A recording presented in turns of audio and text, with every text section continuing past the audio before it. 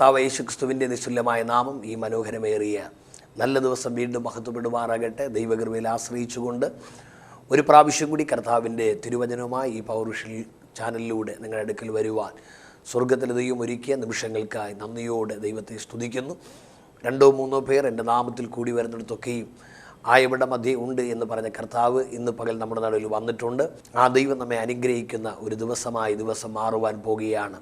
കഴിഞ്ഞ 2013 നമ്മെ നടത്തിയ ദൈവം ഒരു മാസക്കാലം 2014 നമ്മെ പരിപാലിച്ച ദൈവം ഇനിയുള്ള നാടുകളിൽ നമ്മെ നടത്തുവാൻ വിശ്വസ്തനായി ആ ദൈവം കൂടെയുണ്ട്. ആ കർത്താവിൻ്റെ കരങ്ങളിൽ ആരാണോ വിശ്വസ്തയോടെ ഏൽപ്പിച്ചു കൊടുക്കുന്നത് അവരെ കർത്താവ് ഇന്ന് അനുഗ്രഹിച്ചു മാനിക്കുവാൻ പോകുകയാണ്. യേശുക്രിസ്തുവിൻ്റെ അരികിൽ വന്നവർ ആരും നിരാശപ്പെട്ടവരായി പോയതായി വേദപുസ്തകത്തിൽ കാണുവാൻ കഴിയുന്നില്ല. തകർന്ന ഹൃദയങ്ങളെ എൻ്റെ ദൈവം ആശ്വസിപ്പിക്കുവാനും മുറിഞ്ഞ ഹൃദയങ്ങളുടെ മുറിവുകളെ കെട്ടുവാനും യേശുക്രിസ്തു തയ്യാറായി. വിശക്കുന്നവർക്ക് അവൻ അപ്പം ആയി, ദാഹിക്കുന്നവർക്ക് യേശു ജീവൻ്റെ ജലമായി, വേദനിക്കുന്നവർക്ക് യേശു ആശ്വാസദായകനായി. നീണ്ട 3.5 വർഷക്കാലം തൻ്റെ ജനത്തോടു കൂടെ നടന്ന കർത്താവ് ഇന്നും ലോകാവസാനത്തോളം എല്ലാ നാളും ഞാൻ നിങ്ങളോട് കൂടെ ഉണ്ട് എന്ന് ഉറപ്പ് നൽകിയ ഒരു ദൈവത്തോട് കൂടെയാണ് നമ്മൾ ഇന്ന് പകൽ വസിക്കുന്നത്. ആ ദൈവം നമ്മെ നിശ്ചയമായി അനുഗ്രഹിക്കുന്ന ദിവസം തന്നെയാണ്. കഴിഞ്ഞ പ്രാവശ്യം നമ്മൾ ചിന്തിച്ച വേദപുസ്തക ചിന്തയിലേക്ക് തന്നെ നമുക്ക് മടങ്ങിപ്പോകാം. 86-ാം സങ്കീർത്തനം 17-ാം വാക്യത്തിൽ ഇസ്രായേലിൻ്റെ 2ാമത്തെ രാജാവ് മധുര ഗായകനുമായ ദാവീദ് ദൈവത്തോട് പ്രാർത്ഥിക്കുന്ന ഒരു പ്രാർത്ഥനയാണ്. കർത്താവേ, എന്നെ പകയ്ക്കുന്നവർ കണ്ട് ലജ്ജിക്കേണ്ടതിന് നന്മയ്ക്കായിട്ട് എനിക്കൊരു അടയാളം തരണമേ. ദാവീദ് ദൈവത്തോട് പ്രാർത്ഥിക്കുകയാണ്, കർത്താവേ, എന്നെ പകയ്ക്കുന്നവർ, എന്നെ കളിയാക്കുന്നവർ, എന്നെ നിന്ദിക്കുന്നവർ, എന്നെ ആക്ഷേപിക്കുന്നവർ കണ്ട് ലജ്ജിക്കേണ്ടതിന് നന്മയ്ക്കായിട്ട് ഒരു അടയാളം കൊടുക്കണമേ. ഒന്നാമതായി ദൈവം ദാവീദിനെ അടയാളം കൊടുത്തു. അത് തൻ്റെ ഭവനത്തിൽ തന്നെ ദൈവം അവനെ അടയാളം കൊടുത്തതായി കഴിഞ്ഞ പ്രാവശ്യം നമ്മൾ ചിന്തിപ്പാനിടയായി. എവിടെ വെച്ച് വേദപുസ്തകം വായിക്കുന്നു? കുടുംബത്തിന് അകത്തു താൻ നിന്ദിക്കപ്പെട്ടവനായി, പരിഹസിക്കപ്പെട്ടവനായി, ഉലയ്ക്കപ്പെട്ടവനായി, ആരാലും ഗണ്യമാക്കപ്പെടാതെ ഒറ്റപ്പെട്ടവനായിരുന്ന ദാവീദിനെ കൂട്ടുകാരിൽ പരമായിട്ട് ദൈവം ആനന്ദ തൈലം കൊണ്ട് അഭിഷേകം ചെയ്ത് സ്വർഗത്തിലെ ദൈവം അവനെ ആദരിച്ചതായി വിശുദ്ധ വേദപുസ്തകം നമ്മെ പഠിപ്പിക്കുന്നു. ഇസ്രായേലിൻ്റെ 2ാമത്തെ രാജാവായി അവൻ്റെ സഹോദരങ്ങൾ അനവധി പേർ ഉണ്ടായിട്ടും പ്രാർത്ഥിക്കുന്ന ദാവീദിനെ, ആരാധിക്കുന്ന ദാവീദിനെ, ദൈവത്തെ സ്തുതിക്കുവാൻ തയ്യാറായ ദാവീദിനെ ദൈവം മാനിക്കുവാനിടയായി.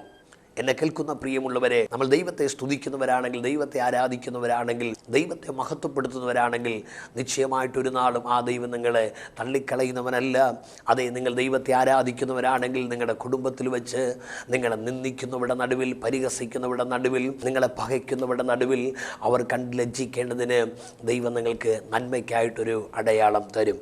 2ാമതായി ദാവീദ് ദൈവത്തോട് പ്രാർത്ഥിച്ചു, കർത്താവേ, എന്നെ പകയ്ക്കുന്നവർ കണ്ട് ലജ്ജിക്കേണ്ടതിന് നന്മയ്ക്കായിട്ട് അടയാളം കൊടുക്കണം. 2ാമതായി ദൈവം ദാവീദിന് എവിടെയാണ് അടയാളം കൊടുത്തത്?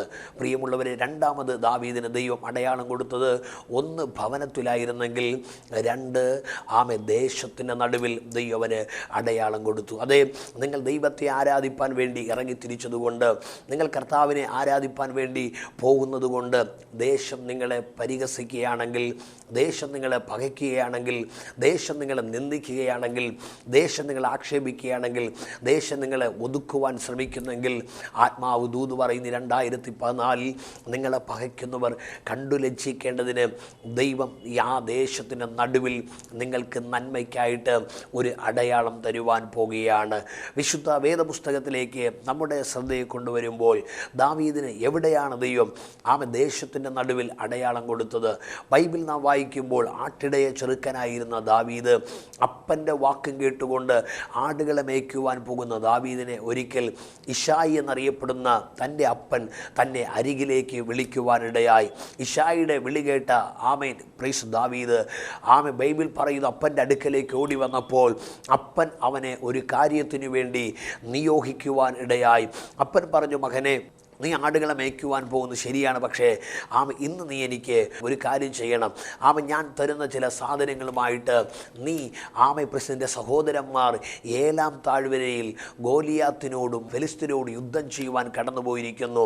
ആയതുകൊണ്ട് നീ പോയി അവിടെ സുഖം അന്വേഷിച്ചിട്ട്, അല്ലെങ്കിൽ ക്ഷേമം അന്വേഷിച്ചിട്ട് നീ മടങ്ങി വരണമെന്ന് പറഞ്ഞ് അപ്പൻ അവനെ ഏലാം താഴ്വരയിലേക്ക് പറഞ്ഞയക്കുകയാണ്.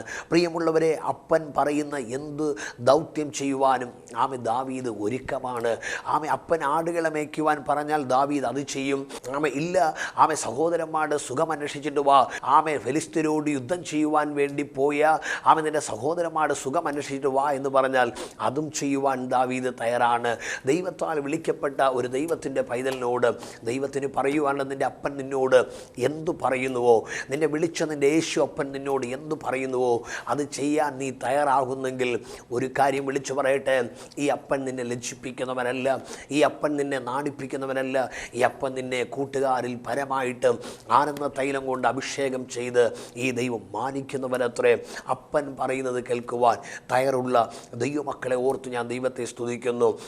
സമൂഹം എന്തു പറയുന്നു എന്നല്ല, ഒരു വ്യക്തി എന്തു പറയുന്നു എന്നല്ല, ഒരു ദേശം എന്തു പറയുന്നെന്നല്ല, ഞാൻ സ്നേഹിക്കുന്ന ഒരു മനുഷ്യൻ എന്തു പറയുന്നതെന്നല്ല, ദൈവം എന്തു പറയുന്നു, എൻ്റെ യേശുപ്പൻ എന്തു പറയുന്നു അത് കേൾക്കുവാൻ അനുസരിക്കുവാൻ തയ്യാറാകുന്ന ഒരു കൂട്ടം പേര് ഈ കാലഘട്ടത്തിന് ആവശ്യമാണ്.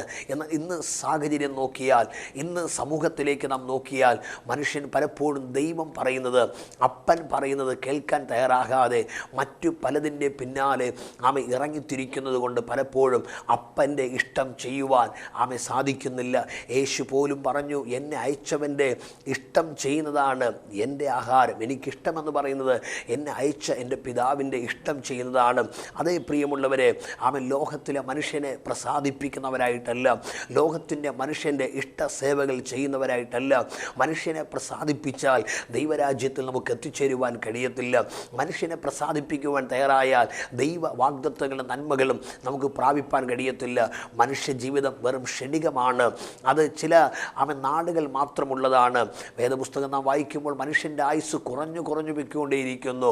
പണ്ടെല്ലാം 900-ൽ പരം വർഷം ജീവിച്ചിരുന്ന മനുഷ്യൻ ഇന്ന് 90 വയസ്സ് പോലും പൂർത്തിയാക്കാൻ കഴിയാതെ 50 കഴിയുമ്പോൾ തന്നെ മനുഷ്യ ജീവിതങ്ങൾ ഇന്ന് പൂ എങ്ങനെ കൊഴിഞ്ഞു പോകുന്നുവോ അതുപോലെ കൊഴിഞ്ഞു വയ്ക്കൊണ്ടിരിക്കുന്നു. ഒരു ദൂത് ഞാൻ നിങ്ങളോട് പറയാം. ഈ ദേശത്ത്, ഈ ഭൂമിയിൽ ഞാനും നിങ്ങളും പരദേശവാസികളാണ്. ഇവിടെ നാം എന്തെല്ലാം സമ്പാദിച്ചാലും, ഇവിടെ നാം പണം സമ്പാദിച്ചാലും, വസ്തു സമ്പാദിച്ചാലും, ഇവിടെ നമ്മൾ എസ്റ്റേറ്റുകൾ വാങ്ങിക്കൂട്ടിയാലും, ഇവിടെ നമ്മൾ എല്ലാ ബാങ്കുകളിൽ നമുക്ക് അക്കൗണ്ട് ഉണ്ടെങ്കിലും എന്തെല്ലാം സ്വരൂപിച്ചാലും ഒരു കാര്യം നാം മറന്നു പോകരുത്, ഇതെല്ലാം നാം വിട്ടേച്ചിട്ട് പ്രൈസ് പോകേണ്ടതായ ഒരു സമയം വരും. വേദപുസ്തകം വായിക്കുമ്പോൾ ധനവാനും ലാസറും എന്ന് പേരുള്ള 2 വ്യക്തികളെക്കുറിച്ച് ബൈബിൾ പറയുന്നു. ബൈബിൾ പറയുന്നു, ധനവാൻ ഈ ലോകത്തിൽ പട്ടുവസ്ത്രം ധരിച്ച് ആഡംബരത്തോടെ അവൻ സുഖിച്ച് ജീവിച്ചു. അവൻ്റെ ഈ മർത്ത ശരീരത്തെ അവൻ പുഷ്ടിപ്പെടുത്തുവാനിടയായി, അവൻ്റെ ശരീരത്തെ അവൻ മിനുക്കി അതിന് വേണ്ടതായ ബലവും ആരോഗ്യം നൽകി അവൻ ജീവിപ്പാനിടയായി. പക്ഷേ അവൻ്റെ അകത്തെ ആത്മാവിനെ അവന് കരുതുവാനോ അവനെ പരിപാലിപ്പാനോ ആത്മാവിനെ വളർത്തിയെടുക്കുവാനോ അവന് കഴിഞ്ഞില്ല.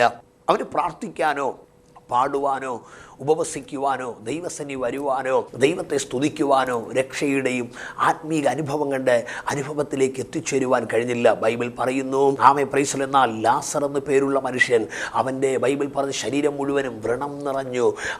നായ്ക്കൾ പോലും അവൻ്റെ വ്രണത്തെ നക്കുവാനിടയായി. അവൻ്റെ ശരീരം മുഴുവനും വ്രണങ്ങൾ കൊണ്ട്, പുഴുക്കൾ കൊണ്ടൊരു പക്ഷേ നിറഞ്ഞു. പക്ഷേ അവൻ്റെ പുറമേ ശരീരം ക്ഷയിച്ചതാണെങ്കിലും അവൻ്റെ അകത്തെ ആത്മശരീരത്തെ അവൻ ഓരോ ദിവസവും ബലപ്പെടുത്തുവാനിടയായി, ഓരോ ദിവസവും പുഷ്ടിപ്പെടുത്തുവാനിടയായി. എന്നെ കേൾക്കുന്ന പ്രിയപ്പെട്ടവരെ, ഞാൻ നിങ്ങളോട് വിളിച്ചു പറയട്ടെ, പുറമേയുള്ള ശരീരത്തെ പുഷ്ടിപ്പെടുത്തേണ്ട, ആഹാരം കഴിക്കേണ്ട, വെള്ളം കുടിക്കേണ്ട എന്നല്ല ഞാൻ പറഞ്ഞു വരുന്നത്.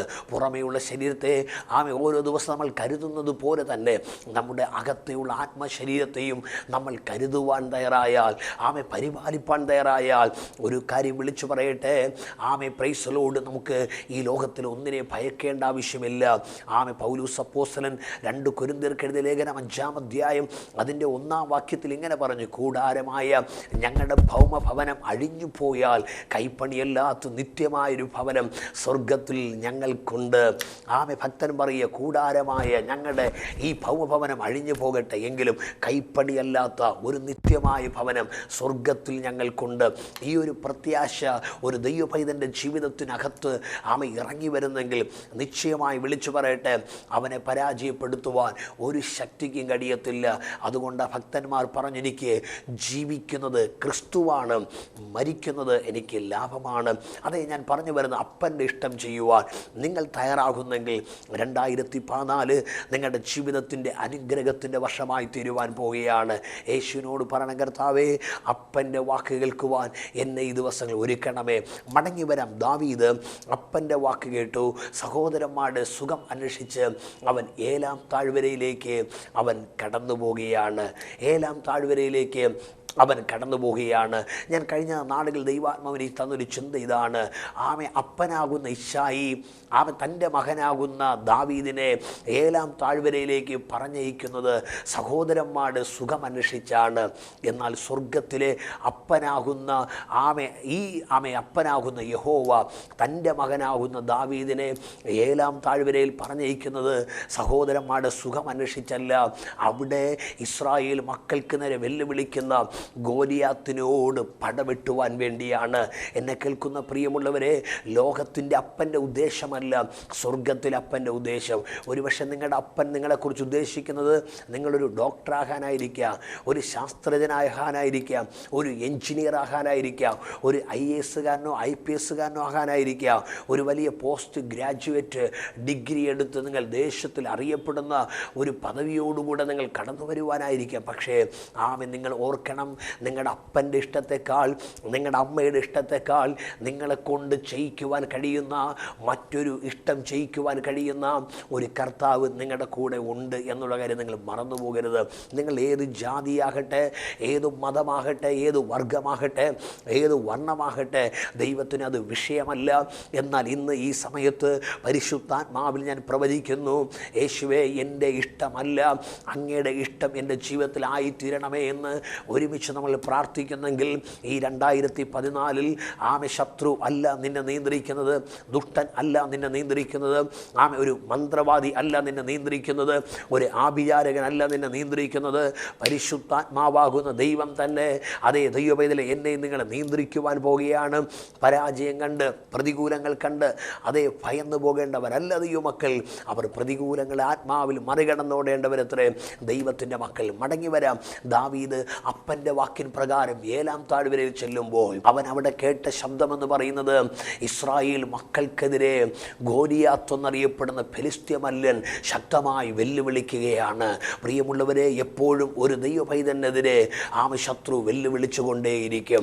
ആത്മീയ ഗോളത്തിൽ ഒരു ദൈവത്തിനു വേണ്ടി നിൽക്കുന്ന ഒരു ദൈവപൈതന് എതിരെ എപ്പോഴും ഒരു ശത്രു വെല്ലുവിളിച്ചുകൊണ്ട് നിൽക്കുക തന്നെ ചെയ്യും. പക്ഷേ ഭയപ്പെടേണ്ട. എവിടെ വെല്ലുവിളിയുണ്ടോ അവിടെ ഒരു ജയമുണ്ട്. എവിടെ ഒരു യുദ്ധമുണ്ടോ അവിടെ ഒരു ജയമുണ്ട്.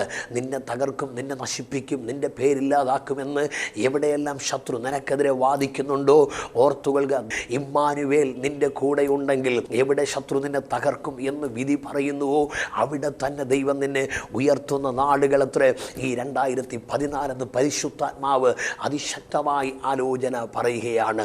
ഓ റിഖമ ഹസ്തുന ദിഗരകശസിയാര ആംധുനീര മനഘടകസി. ദൈവത്തിൻ്റെ ആത്മാവ് ശക്തമായി ഇടപെടുന്നത് തകർന്ന ചില ജീവിതങ്ങൾ, ഉടഞ്ഞ ചില ജീവിതങ്ങൾ, എവിടെ പോയി ചവിട്ടിയാലും അവിടെ പരാജയം, ഏതൊക്കെ വിഷയം ചെന്നെടുത്താലും തോൽവി. തൊട്ടത് മുഴുവനും പരാജയപ്പെട്ടവനായി, തൊട്ടത് മുഴുവനും പരാജയപ്പെട്ടവളായി, ജീവിതം പോലും അസ്തമിക്കപ്പെട്ട്, ഉദിച്ച സൂര്യൻ പോലും അസ്തമിക്കപ്പെട്ട് ഇനി ജീവിതത്തിനകത്തൊരു എഴുന്നേൽപ്പില്ല എന്ന് കരുതി സ്വയം പരാജയപ്പെട്ടവൻ എന്ന്, സ്വയം പരാജയപ്പെട്ടവളെന്ന് നീ വിധി പറഞ്ഞ് നോക്കിക്കൊണ്ട് നിൽക്കുന്നെങ്കിൽ പരിശുദ്ധാത്മാവ് ദൂത് പറയുന്നു, ഇത് പരാജയത്തിൻ്റെ വർഷമല്ല, ഇത് ജയത്തിൻ്റെ വർഷമാക്കി തരുവാൻ ദൈവത്തിന് പദ്ധതിയുണ്ട്. ഹല്ലേലൂയ. യേശുവിന് പദ്ധതിയുണ്ട്. ആരൊക്കെയാണോ യേശുവിൻ്റെ അരികിൽ വന്നിട്ടുള്ളത് അവരാരെ കർത്താവ് തകർത്തു വിട്ടിട്ടില്ല. തകർന്നു വന്നവരെ അവൻ പണിത് അയച്ചവനത്രേ ഞാൻ പ്രസംഗിക്കുന്ന യേശു ക്രിസ്തു. മടങ്ങി വരാം. അപ്പനാകുന്ന ഇശായിയുടെ വാക്ക് കേട്ട് ദാവീദ് ബൈബിൾ പറഞ്ഞ ഏലാം താഴ്വരയിൽ ചെന്നപ്പോൾ അവൻ അവിടെ കണ്ടത് മല്ലനായ ഗോലിയാത്തിൻ്റെ വെല്ലുവിളി വെല്ലുവിളി അത്രേ. ദൈവമക്കൾക്കെതിരെ വെല്ലുവിളി ഉണ്ടെങ്കിലും വെല്ലുവിളി കേട്ട് ഭയന്നു പോകുന്നവരല്ല ദൈവത്തിന് ആവശ്യം. ആ വെല്ലുവിളിയെ തരണം ചെയ്യുവാൻ, ആ പ്രതികൂലങ്ങളെ തരണം ചെയ്യുവാൻ, ആ പ്രശ്നങ്ങളെ തരണം ചെയ്യുവാൻ ആവശ്യമായ ദൈവശക്തി ദൈവത്തിൽ നിന്ന് പ്രാപിക്കുന്ന ഒരു ദൈവ പൈതലിനെയാണ് ഈ കാലഘട്ടത്തിൻ്റെ മറവിൽ സ്വർഗത്തിലെ ദൈവത്തിന് ആവശ്യമെന്നും ആത്മാവ് ദൂത് പറയുകയാണ്. ബൈബിൾ വായിക്കുന്നു, സുഖമന്വേഷിച്ചു വന്ന ദാവീദ് ഏലാം താഴ്വരയിൽ കേട്ട വെല്ലുവിളി കേട്ടിട്ട് അവൻ പറയുകയാണ്, ഈ വെല്ലുവിളി കേട്ട് നിങ്ങളാരും ഭയന്നു പോകേണ്ട, നിങ്ങളാരും പേടിക്കേണ്ട. ഈ ഗോലിയാത്തിനോട് ഞാൻ യുദ്ധം ചെയ്യാം, ഈ ഗോലിയാത്തിനോട് ഞാൻ പടവെട്ടാം. നോക്കണമേ, പ്രൈസ് ദി ലോർഡ്. ദാവീദ് ഗോലിയാത്തിനോട് പടവെട്ടാമെന്ന് പറയുമ്പോൾ ഒരുപക്ഷെ പ്രൈസ് ദി ലോർഡ് അത് കേട്ട ശൗലിനും കൂടെയുള്ള സഹോദരന്മാർക്കും അത്ര ദഹിച്ചില്ല. കാരണം ദാവീദിനെ ഗോലിയാത്തിനെ തമ്മിൽ നോക്കിയാൽ തന്നെ അറിയാം, ഈ ഗോലിയാത്തിൻ്റെ മുമ്പിൽ ദാവീദ് ഒന്നുമല്ല. ഗോലിയാത്തിൻ്റെ ഒരു കൈവിരൽ പിടിക്കേണ്ട ആരോഗ്യം ഇന്നത്തെ സമയത്ത് നമ്മുടെ ദാവീദിനില്ല.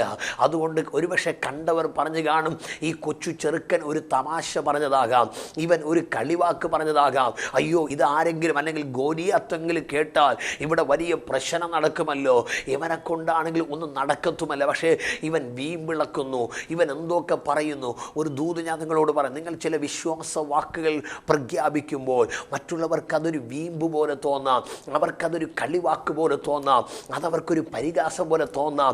നിന്നെക്കൊണ്ട് എന്തെങ്കിലും കഴിയുമോ, നിന്നെക്കൊണ്ട് സാധിക്കുമോ എന്നൊരു പക്ഷേ മറ്റുള്ളവർക്ക് തോന്നാം. പക്ഷേ നീ അല്ല അത് പറഞ്ഞത്, നിന്റെ നാവിലൂടെ പറഞ്ഞ ഒരു ദൈവമുണ്ട് എന്ന്.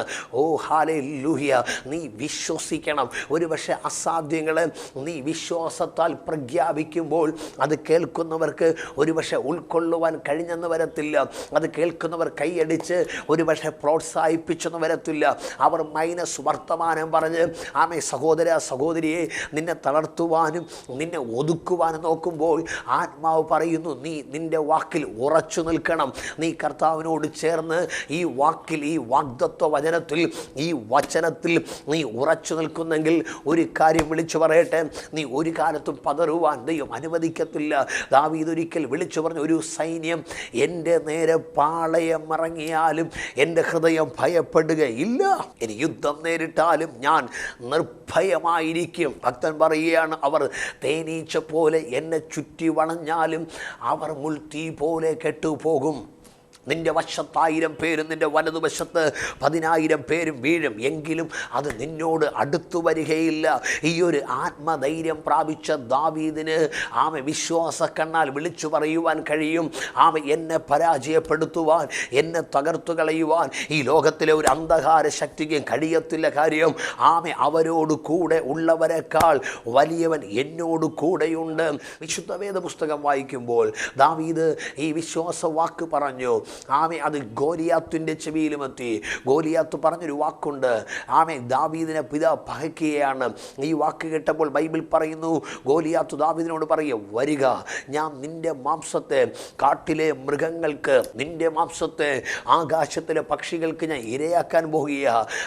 ഇതുവരെ ഇസ്രായേലിൻ്റെ കരുത്തുള്ള പടയാളികൾ, തൻ്റെ ഇടമുള്ളവർ, വാക്സാമർത്ഥ്യമുള്ളവർ, കായിക അഭ്യാസങ്ങൾ നിപുണന്മാരായ ആരും അനങ്ങാതിരുന്ന സ്ഥാനത്ത് ഒരാട്ടിടയ ചെറുക്കനായ ഒരു കൊച്ചു ബാലൻ വന്നിട്ട് ഇവനോട് ഞാൻ പടവെട്ടാമെന്ന് വില്ലാളി വീരനായ ഗോലിയാത്തിനെ നോക്കി പറയുമ്പോൾ ഗോലിയാത്തിന് അരിശം പൂണ്ടിട്ട് പറയുകയാണ്, നിന്നെ ഞാൻ വിടില്ല, നിന്നെ ഞാൻ തകർക്കും, നിന്റെ മാംസം ഞാൻ കാട്ടിലെ മൃഗങ്ങൾക്ക് ഞാൻ ഇന്ന് ഇരയാക്കി കൊടുക്കും, നിന്റെ മാംസം ഞാൻ ആകാശത്തിലെ പക്ഷികൾക്ക് ഇരയാക്കി കൊടുക്കുമെന്ന് പറഞ്ഞ് ആ ദേശത്തിൻ്റെ നടുവിൽ, ആ സമൂഹത്തിൻ്റെ നടുവിൽ ഗോലിയാത്ത് ദാവീദിനെ ഇതാ പരിഹസിക്കുകയാണ്, ദാവീദിനെ പകയ്ക്കുകയാണ്, ദാവീദിനെ നിന്ദിക്കുകയാണ്.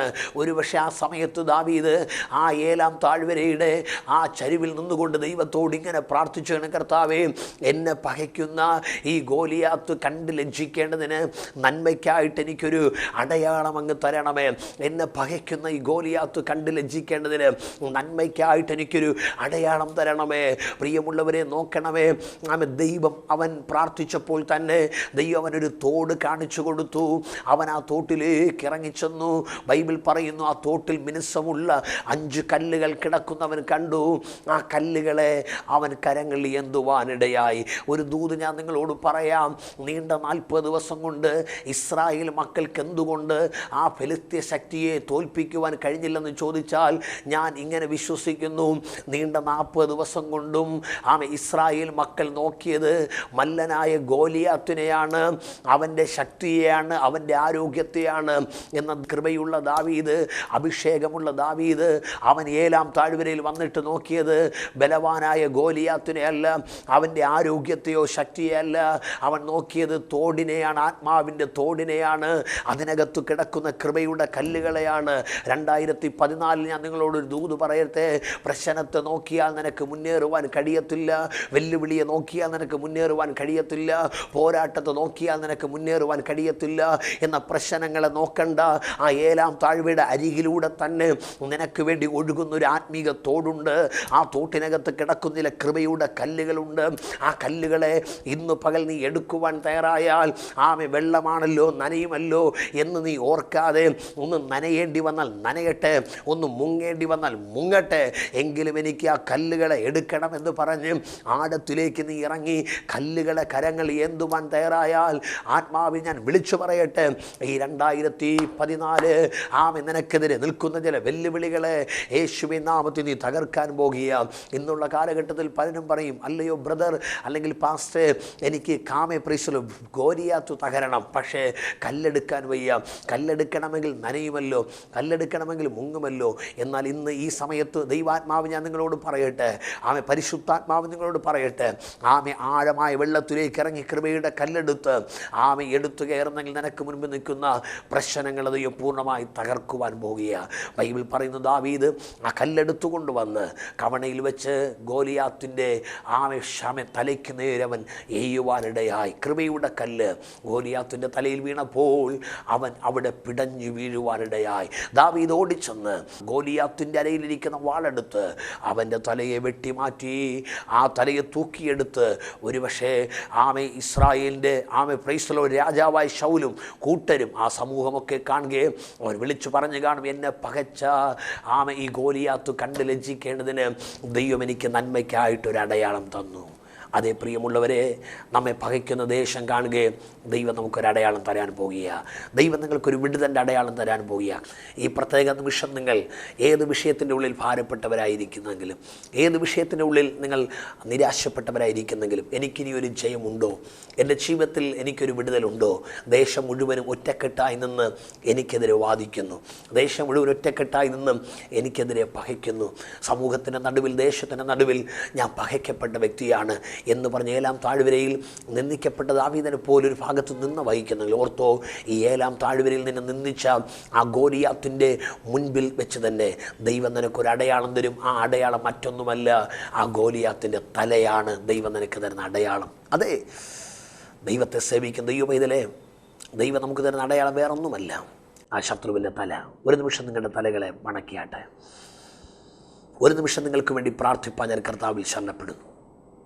നല്ലവനും വിശ്വസ്തനുമായ ദൈവമേ, സ്വർഗ്ഗപിതാവേ, മനോഹരമേറിയ നല്ല സമയത്തിനായി നന്ദിയോടെ ഞങ്ങളങ്ങേ സ്തുതിക്കുകയാണ്.